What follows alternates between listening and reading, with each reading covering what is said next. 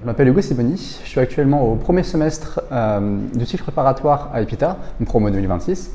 Je viens du lycée Institut Notre-Dame de Bourg-la-Reine, à Bourg-la-Reine, où j'ai effectué un bac général et je suis arrivé à EPITA via le concours Advance.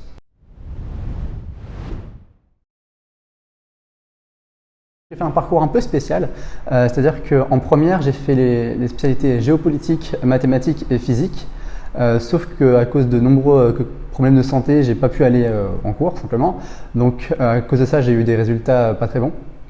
Et donc au final, ce que j'ai fait, c'est que j'ai fait un changement d'orientation, on va dire, où je suis allé dans un parcours en terminale où j'ai fait mathématiques et informatique, où là j'ai beaucoup bossé et donc ça s'est beaucoup mieux passé.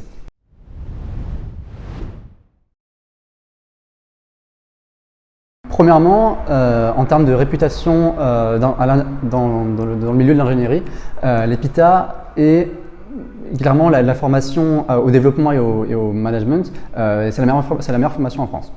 Donc ça, c'est un fait. Ensuite, il y a quelque chose qui m'a beaucoup plu, et donc c'est pour ça que je me suis intégré directement en prépa intégrée, le principe de cours inversé.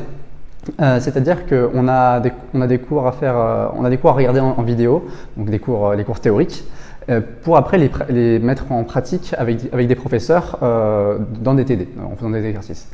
Et donc j'ai toujours travaillé comme ça depuis le collège, donc c'est ce qui me correspond. Et donc quand j'ai vu que l'EPITA non seulement ne m'interdisait pas ce genre de méthode, mais en plus l'encourageait, ça m'a comblé, je suis venu directement.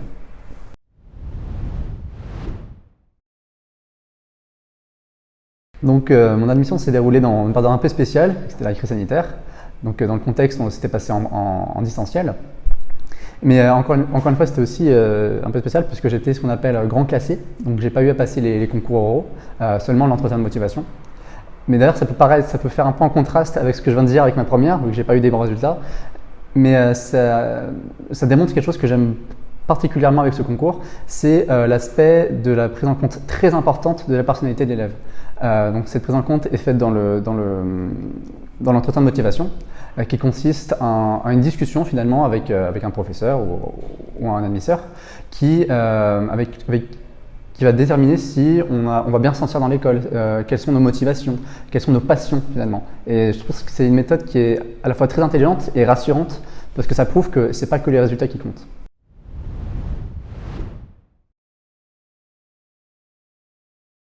Je vais vous révéler ma botte secrète pour devenir bon dans n'importe quel sujet. C'est la méthode utilisée par les professeurs. La meilleure manière d'apprendre un sujet et de prendre toutes ses spécificités, c'est de répondre à des questions de quelqu'un qui a rien compris. C'est comme ça que ça marche avec les profs. Simplement, vous allez vous poser des questions qui sont très complexes, très précises sur un sujet et vous allez retourner le problème dans tous les sens jusqu'à que la personne en face va comprendre, parce que vous allez expliquer d'une autre manière, sur un autre angle. Et une fois que la personne en face aura compris, il va pouvoir lui-même vous expliquer des choses que vous n'avez même pas compris sur le sujet lui-même.